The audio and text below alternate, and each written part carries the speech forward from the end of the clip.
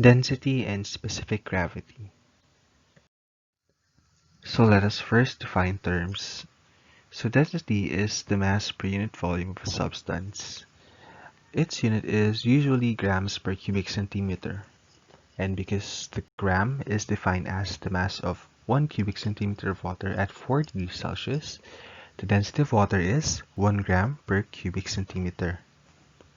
Specific gravity, on the other hand, is a ratio, expressed decimally, of the weight of a substance to the weight of an equal volume of a substance chosen as standard, both substances at the same temperature or the temperature of each being known. So, the glassware we use in determining specific gravity is the pycnometer. So, the formula for density, as stated in the definition, is mass per volume. So, if 10 ml of sulfuric acid weighs 18 grams, its density is, we can compute this by simply dividing the mass of the liquid over the volume of the liquid. So that is 18 grams per 10 ml. And the answer is 1.8 grams per milliliters.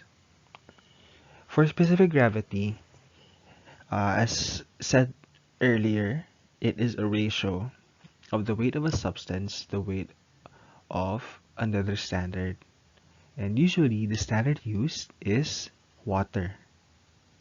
So it is the weight of a substance over the weight of equal volume of water.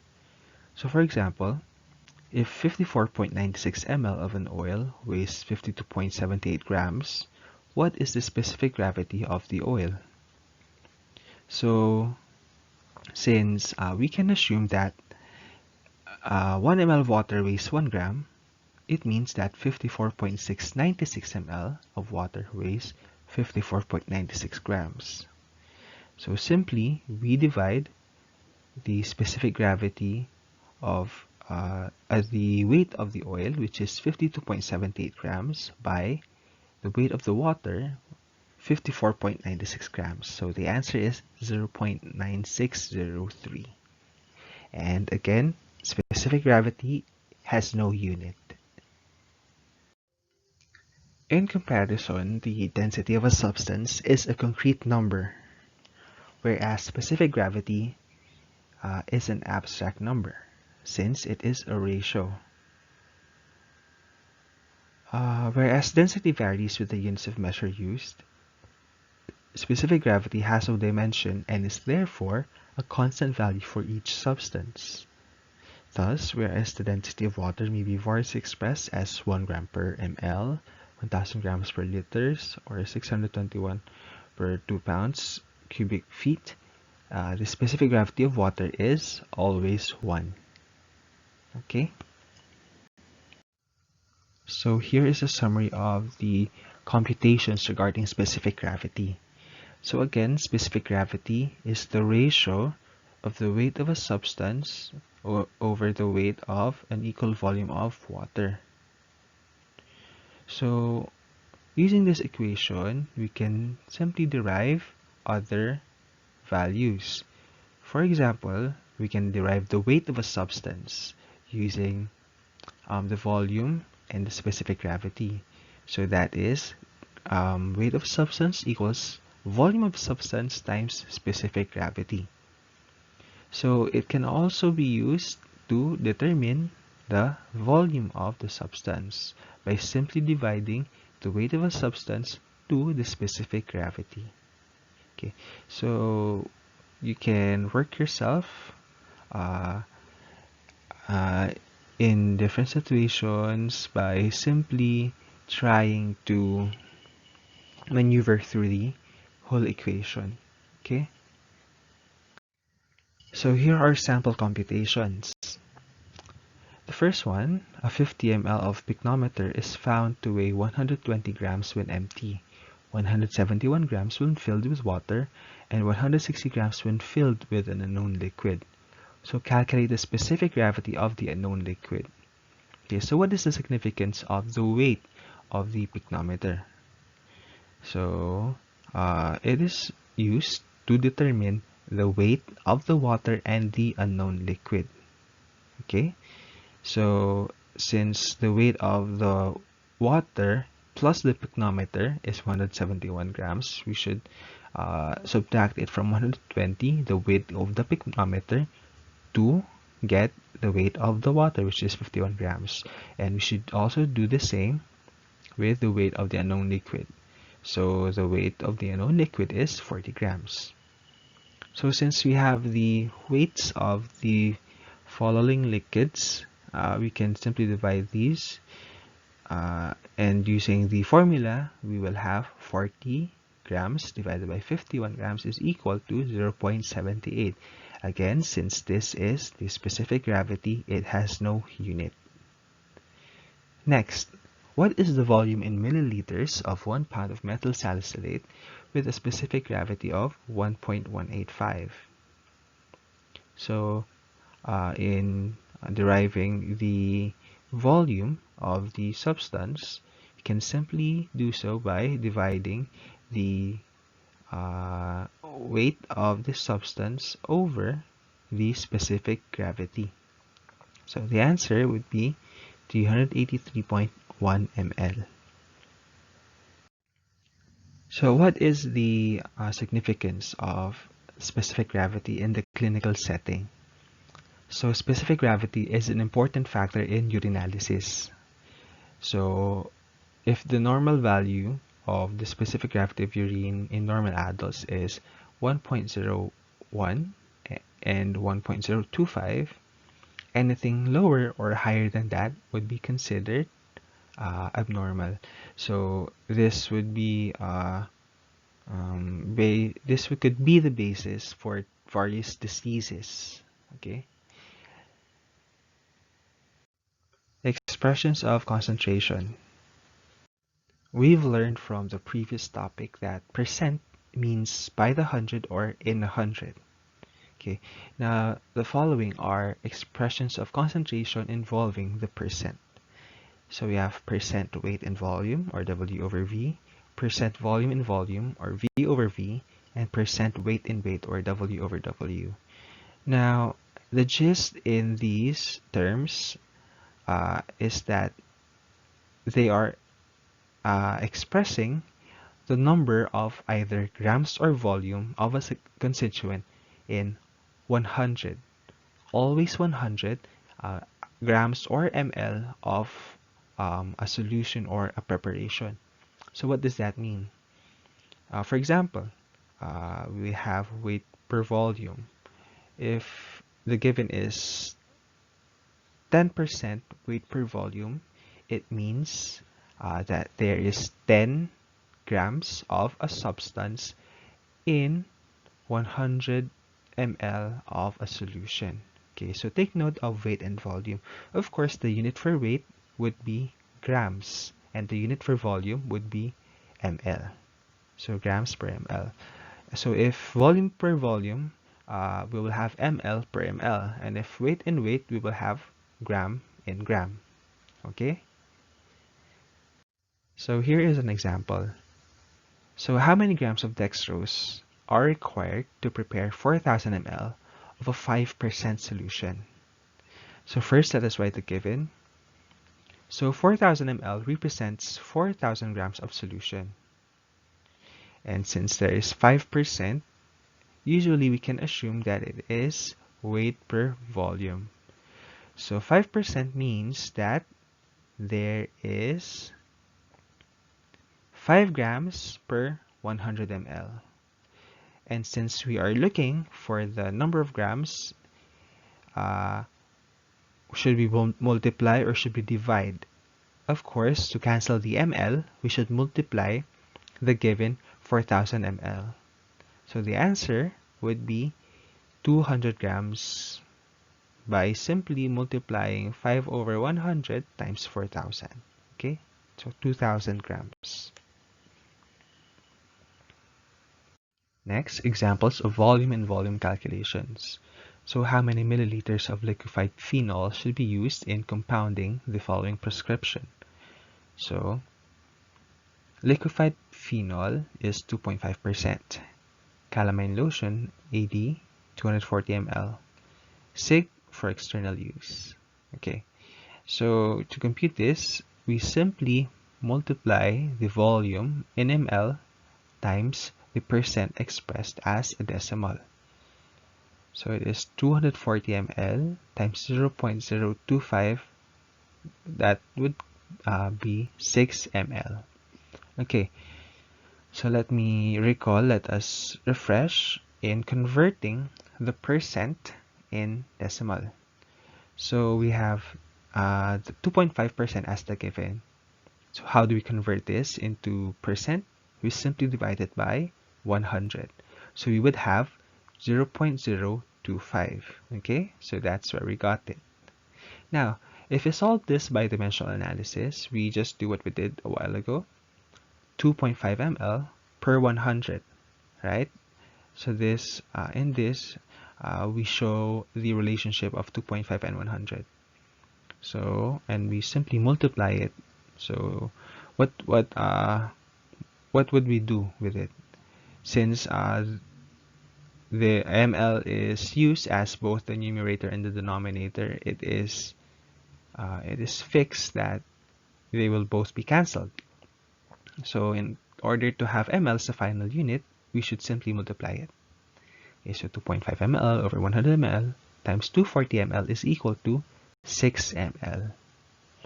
Okay, so and okay, so last, examples of weight and weight calculations. So how many grams of phenol should be used to prepare 240 grams of a 5% weight in weight solution in water? So the formula would be the weight of the solution in grams times the percent expressed as decimal. So we would find the weight of solute in grams. So just like a while ago, we will have 240 grams times 0.05, and 12 grams is the answer. So after the percent, we now have ratio strength. So ratio strength is merely another way of expressing the percentage strength of solutions or liquid preparations.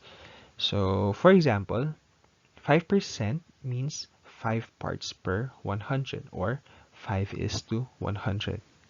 Okay, so it's just the same.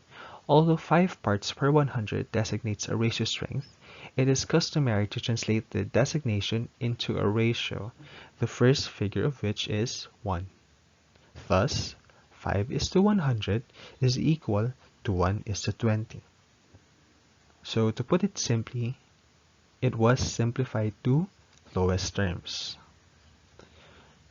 So when a ratio strength, for example, 1:1000 is used to designate a concentration, it is to be interpreted as follows. So 1:1000 can mean that for solids and liquids, it is 1 gram of solute or constituent in 1000 ml of the preparation. For liquids and liquids, it means that there is 1 ml of constituent in 1000 ml of solution of the liquid preparation. While for solids and solids, it would mean that 1 gram of constituent is present in 1000 grams of a mixture. Okay, so that's it. Here is an example. So express 0.02% as a ratio strength. So again, since percent, it will always be over 100. So we'll have 0.02% over 100. So, and since in ratio strength, we should always quantify it with the number 1, we will have 1 part. So 0.02 is 1 part. So how many parts is 100? So the answer is 5,000. Okay, so the ratio strength is 1:5,000. For this example, express 1:4,000 as a percentage strength. So here we are looking for the percent. So how do we do that? We simply divide 4,000 by 1, and we quantify it using 100%. So how many percent is 1:4,000? So since 4,000 is the 100%, how many percent of it is just 1? So the answer is 0.025%. Okay, so see, the topics are usually related. So as we go on, we can use the knowledge we have earned from the different topics and apply it to new ones. So practice is key. So here are other examples. What is the ratio strength, weight per volume of a solution made by dissolving 5 tablets, each containing 2.25 grams of sodium chloride in enough water to make 1,800 ml? So the first thing we need to do is to determine the total amount of sodium chloride present. So since each tablet is 2.25 grams and we have 5 tablets, we should simply multiply them. So 2.25 grams times 5 is equal to 11.25 grams of sodium chloride. Next, since the given is the total volume of the solution that we are going to make, we should have it on the opposite side of the total weight of the solute, which is sodium chloride. So 11.25 grams per 1 gram, since 1 is the way to go. Kasi diba, the ratio is always should always be expressed using 1. So 11.25 over 1 is equal to 1,800 ml. So katapat dapat over x. So if you solve this, we will have 160 ml. So magiging 1 times 1,800 divided by 11.25. So the answer is 106 ml, and the ratio strength is 1:160. Okay, no unit, because it is a ratio. Okay, so this problem is slightly tricky than the others because it is not usually used, right? So you just need to practice again. Okay, so for this example, okay, how many grams of potassium permanganate should be used in preparing 500 ml of a 1:2,500 solution? Okay, so the first thing you need to do is to determine the percentage of the solution, the percentage concentration of the solution.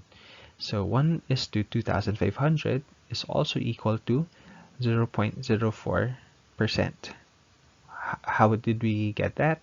We got that by dividing 1 to 2,500. Okay, so after we got this, to get the amount of solute, we simply multiply it, right? So by the decimal fraction,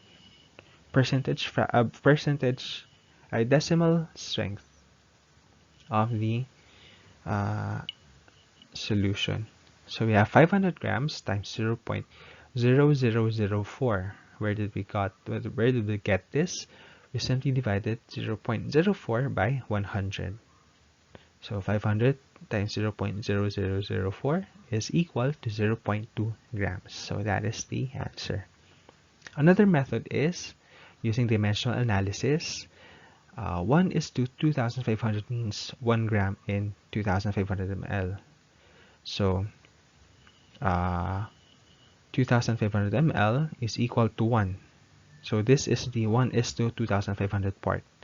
And since we are looking for the amount of solute needed in 500 ml to have the same concentration, we'll have 500 as the denominator for this side. So if we compute, we will also get 0.2 grams. Okay,